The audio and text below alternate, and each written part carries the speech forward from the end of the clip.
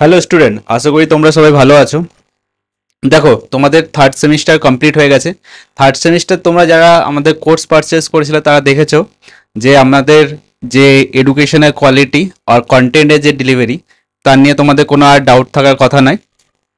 এবার আসি যে এবার কি, এবার তোমাদের হচ্ছে কি ফোর্থ সেম। ফোর্থ সেমের হচ্ছে এটা কি, এর থার্ড সেমে তোমাদের যে সাবজেক্ট ছিল mechanics of material, mechanics of mechanics of material, ঠিক আছে।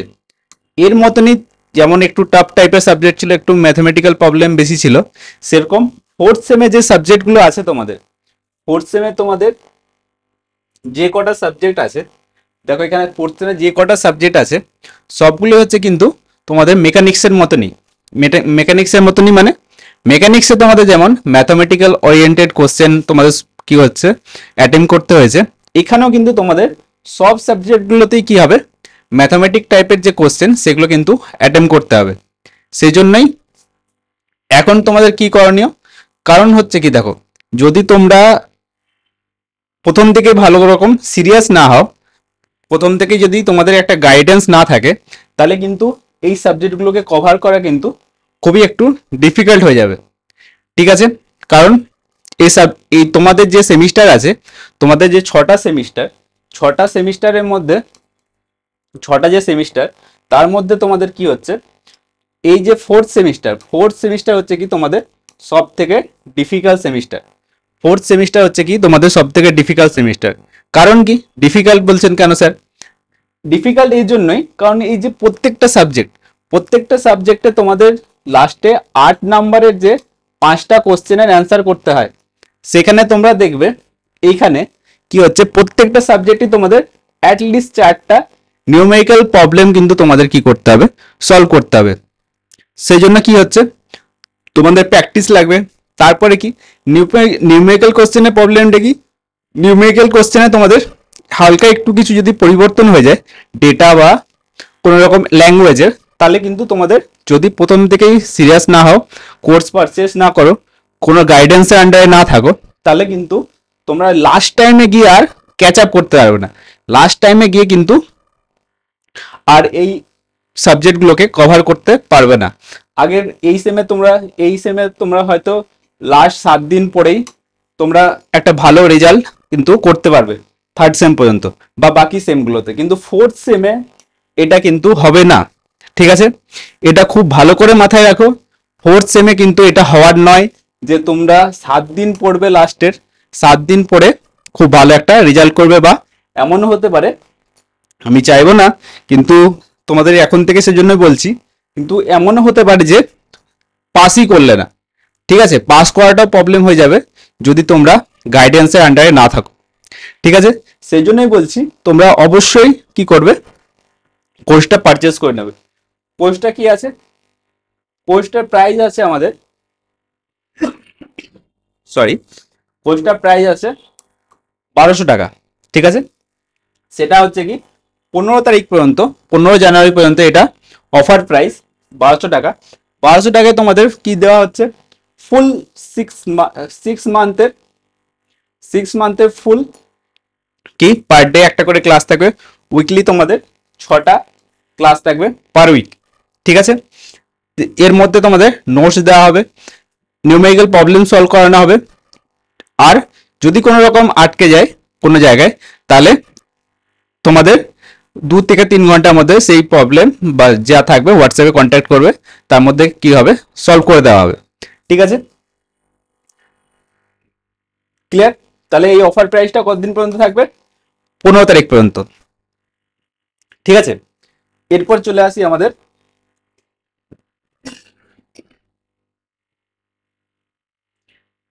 সিলেবাসে বা কি কি সাবজেক্ট আছে সেখানে। ফার্স্ট যেটা আছে হাইড্রোলিক্স, ঠিক আছে। হাইড্রোলিক্স হচ্ছে কি আমাদের সিভিলের যে কোনো টিচারকে জিজ্ঞেস করবে, সিভিলের যে সাবজেক্টগুলো আছে সেগুলো মোরলেস কি হচ্ছে, তুমি পড়তে আছো, কিছুদিন গ্যাপ দেবে, তাও কিন্তু কিছুটা মনে থাকবে।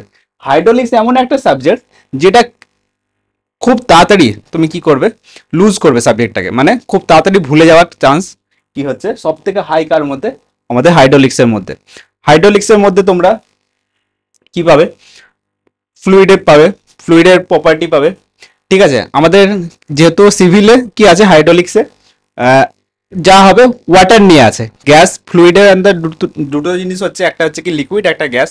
আমরা মেনলি কি করব, লিকুইড নিয়ে আমাদের যা কাজ থাকবে লিকুইড নিয়ে। ঠিক আছে, এটার মধ্যে আমাদের পাম্প, পাম্পও আমাদের কি আছে সিলেবাসে ইনক্লুড আছে।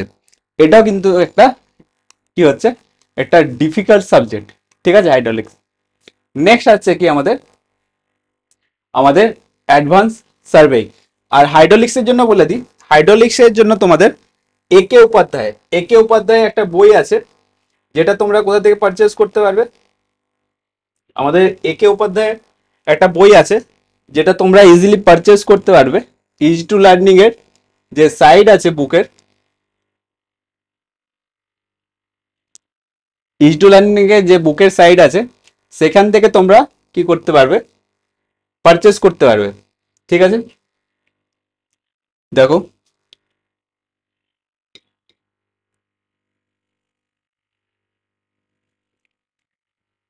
বইটার কি আছে, প্রাইস আছে তোমাদের 350 প্রাইস আছে। ঠিক আছে, 350 প্রাইস আছে, সেটা তোমরা 339 মেবি, 339-এ তোমরা কি করতে পারবে, পারচেস করে নিতে পারবে। ঠিক আছে, এটা ইজি টু লার্নিং।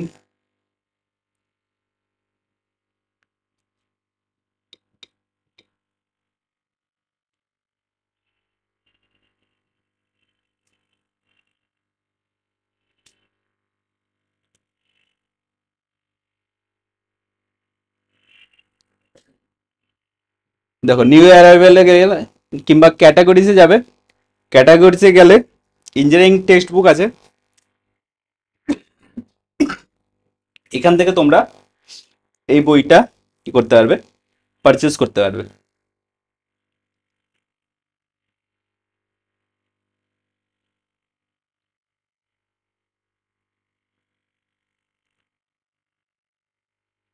এই দেখো, এই যে 350 প্রাইস আছে, 339-এ তোমরা এখান থেকে এই বইটা পারচেস করতে পারবে। এছাড়া তোমাদের বানসালের বইটা আছে, কিন্তু বানসালের বইটা কি হয়ে যাবে, অনেকটা হেভি হয়ে যাবে।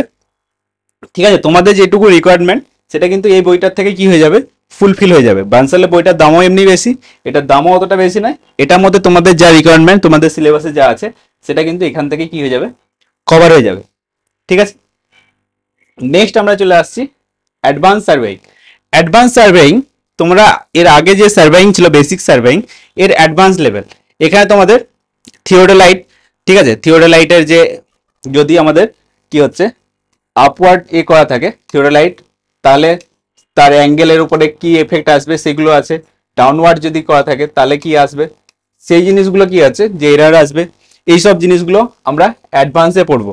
তাহলে বেসিকে তোমরা দেখেছিলে যে নিউমেরিক্যাল যে প্রবলেমগুলো ছিল সেটা অনেকটা ইজি, কিন্তু এখানে গিয়ে দেখবে যে এই যে সার্ভের যে আমাদের ম্যাথমেটিক্যাল প্রবলেম, তারও কিন্তু কি হচ্ছে, লেভেলটা হাই হয়ে যাবে।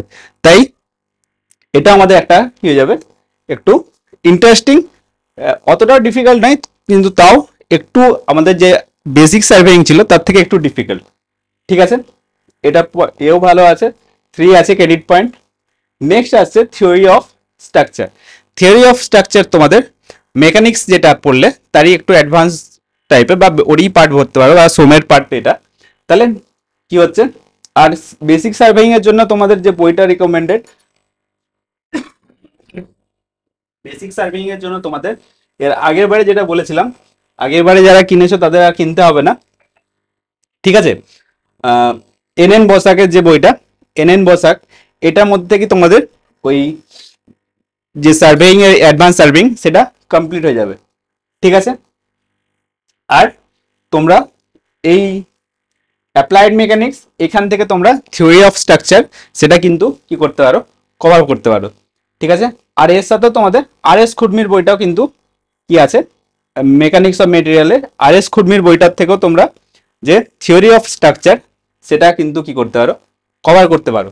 ঠিক আছে, থিওরি অফ স্ট্রাকচার এটাও কিন্তু তোমাদের একটু ইম্পর্টেন্ট, কারণ এখানে তোমাদের কি চলে আসবে, এখানে তোমাদের চলে আসবে কলম।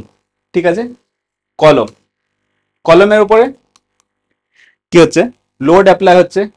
ঠিক আছে, এর ফলে অয়েলার্স মেথড, ঠিক আছে, র্যাঙ্কাইন মেথড, এইসব জিনিস চলে আসবে। তারপরে এর উপর যে আমাদের কি অ্যাজাম্পশন অয়েলার্স মেথডের, এইসব জিনিস লিমিটেশন, এইসব জিনিস চলে আসবে। সেজন্য এটাও একটা কি হচ্ছে আমাদের ডিফিকাল্ট। তোমরা দেখেছো সোম কি লেভেলের কোশ্চেন হয়, তাও তো তোমাদের কি ছিল, এখন সোম যা পড়েছো একদম বেসিক লেভেল, তার থেকে একটু অ্যাডভান্স যেহেতু, সেহেতু এটার জন্য তোমাদের প্রপার কি লাগবে, গাইডেন্স লাগবে। নেক্সট আসছে তোমাদের কি, geotech, geotech, geotechnical engineering. Geotechnical engineering এ কি হচ্ছে, তোমাদের soil mechanics plus foundation, soil মেকানিক্সও আছে প্লাস ফাউন্ডেশন আছে। তাহলে এইটা হচ্ছে কি অনেকটা লার্জ, এটার হচ্ছে কি অনেকটা লার্জ, এর সিলেবাস অনেকটাই লার্জ, অনেকটাই ভাস্ট। সেজন্য এটা তোমাদের কি লাগবে, সব থেকে বেশি টাইম লাগবে, কারণ এখানে তোমাদের কি আছে, জিও টেকনিক্যালের মধ্যে তোমাদের সয়েল ইঞ্জিনিয়ারিং, সয়েল মেকানিক্স আছে, তার সাথে সাথে কি আছে, ফাউন্ডেশন ইঞ্জিনিয়ারিং। ঠিক আছে, তোমাদের কিছু ফাউন্ডেশন তোমরা পড়েছো। ঠিক আছে, তাহলে এই সাবজেক্টটা কিন্তু অনেকটাই লার্জ। তাই বলছি যদি গাইডেন্স না থাকে, তুমি লিখে রাখো যে এটা কখনোই সম্ভব হবে না তুমি একটা ভালো রেজাল্ট করবে, আর সব সাবজেক্টগুলো একসাথে তোমরা নিজেরা কভার করে নেবে আর ঠিকঠাকভাবে পাস করে যাবে। পাস করতে হলে কিন্তু গাইডেন্স প্রথম থেকেই লাগবে, আর একদম প্রপার নোট লাগবে, আর যেটুকু দরকার ততটুকুই পড়তে হবে। যদি একটু এক্সট্রা পড়ে ফেলো, টাইম কিন্তু কভার করতে পারবে না। ঠিক আছে, আর জিওটেকের জন্য একে উপাধ্যায় একটা বই আছে, এখন আমাদের সাইডে আপলোড হয়নি, সাইডে আপলোড হয়ে যাবে। একে উপাধ্যায় বইটা কিন্তু জিওটেকের জন্য কিনতে পারো। তাছাড়া বিসি প্রিমিয়া আছে, বিসি প্রিমিয়া কিন্তু একটু কি হয়ে যাবে, তোমাদের জন্য একটু লার্জ হয়ে যাবে, একটু ভলিউম বেশি হয়ে যাবে। সেজন্য বিসি প্রিমিয়াটা অ্যাভয়েড করলে করতে পারো, কিন্তু চেষ্টা করো একে উপাধ্যায়, নাহলে বিসি পূর্ণিমা নিলে তো খুবই ভালো, কিন্তু একে উপাধ্যায় বইটা কিন্তু তোমাদের জন্য চলে যাবে। ঠিক আছে, তোমাদের যা রিকোয়ারমেন্ট তার হিসাবে একে উপাধ্যায় ঠিক আছে। ঠিক আছে, নেক্সট আসছে এটা, যেটা এখানে দেখো তোমাদের দুটো সাবজেক্ট আছে, একটা হচ্ছে আরসিসি, একটা হচ্ছে কি আমাদের স্টিল, একটা হচ্ছে আরসিসি স্ট্রাকচার, একটা হচ্ছে স্টিল স্ট্রাকচার। এটাও কিন্তু আমাদের তোমাদের খুবই একটা কি করবে, টেনশন দেওয়ার কাজ করবে। ক্লিয়ার, কারণ আরসিসিরও যে পার্টটা আছে, আরসিসির পার্টটা সেটাও তোমাদের কংক্রিট পড়েছো, কংক্রিটের অ্যাডভান্স ভার্সন কি, কংক্রিট আমাদের টেনশন নিতে পারে না, টেনশনের জন্য আমরা কি ইন্ডিউস করেছি, রেনফোর্সমেন্ট। এবার রেনফোর্সমেন্ট কোথায় দেবো, কিভাবে দেবো, রেনফোর্স কিভাবে কাজ করবে, over over reinforce concrete, under reinforce concrete, balance section. ঠিক আছে, এই সব জিনিস কিন্তু তোমাদের এইখানে এই যে আরসিসিতে কি হবে, ইন্ডিউস হবে। আর স্টিলে, স্টিলে তোমাদের কানেকশন হয়ে যাবে, আর কি কানেকশন আছে।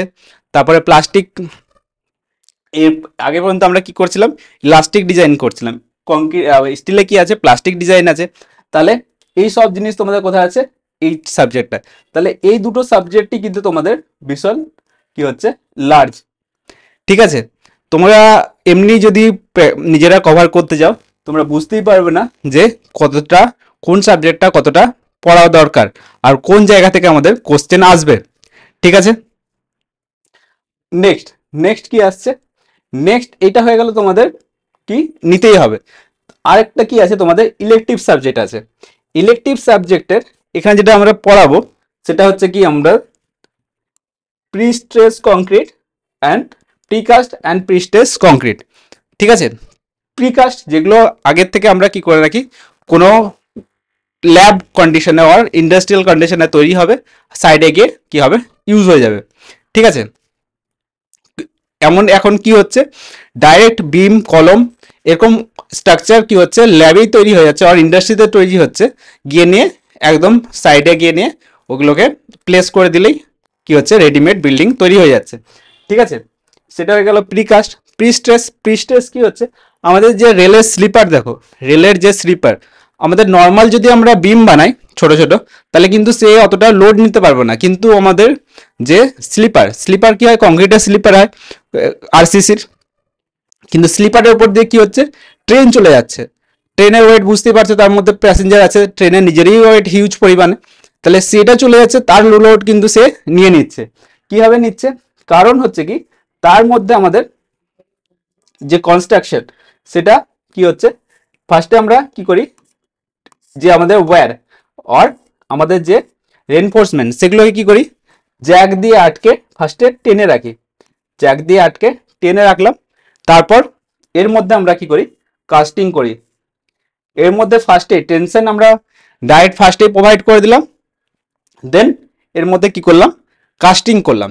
এর ফলে কি হবে, এর যে লোড ক্যাপাসিটি কি হয়ে যাবে, ইনক্রিজ করে যাবে।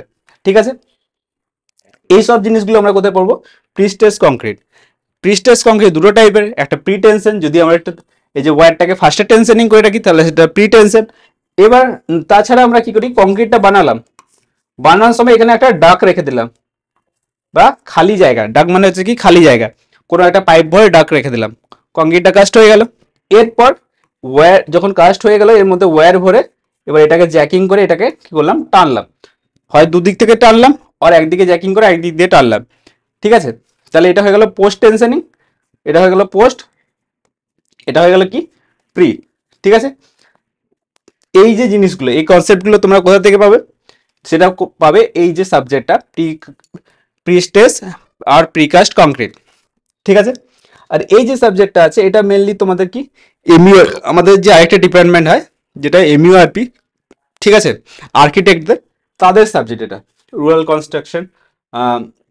তোমরা যদি খুব লার্জ কোয়ান্টিটিতে স্টুডেন্ট থাকে আর তোমাদের যদি কোনো জায়গা থেকে যারা অ্যাডমিশন নেবে কোনো জায়গা থেকে যদি প্রবলেম হয় এই সাবজেক্টটা, তাহলে এই সাবজেক্টটা তোমাদের কি করা হবে, পড়িয়ে দেওয়া হবে। ঠিক আছে, কিন্তু এই সাবজেক্টটা কি হচ্ছে, অতটা কি নয়, থিওরিটিক্যাল টাইপের সাবজেক্ট, কিন্তু তোমাদের এই সাবজেক্টটা কি হচ্ছে, পিওরলি আমাদের সিভিলের সাবজেক্ট। ঠিক আছে, প্রিকাস্ট কংক্রিট যেটা। ঠিক আছে, তাহলে তোমরা সবাই চেষ্টা করো যত তাড়াতাড়ি সম্ভব কোর্সটাকে পারচেজ করার, কারণ এই ডেট যদি পেরিয়ে যায়, যদি এই ডেট পেরিয়ে যায়, যদি 5 টাকা হয় তাও কিন্তু এই রেট কিন্তু ইনক্রিজ করবে, 5 টাকা হলেও কিন্তু এই রেট কি হবে, 15 তারিখ পেরিয়ে গেলে কিন্তু এই রেট ইনক্রিজ করে যাবে। একদম ক্লিয়ার ডাইরেকশন তোমাদের আমরা দিচ্ছি আর ইনফরমেশন দিচ্ছি, যদি ডেট কি হয়ে যায়, পেরিয়ে যায়, প্রাইস কিন্তু হাইক হয়ে যাবে।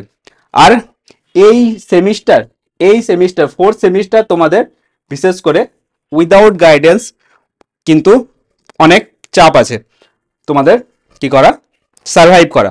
তাই বলছি তোমরা টাইম থাকতেই এই কোর্স পারচেজ করে নাও।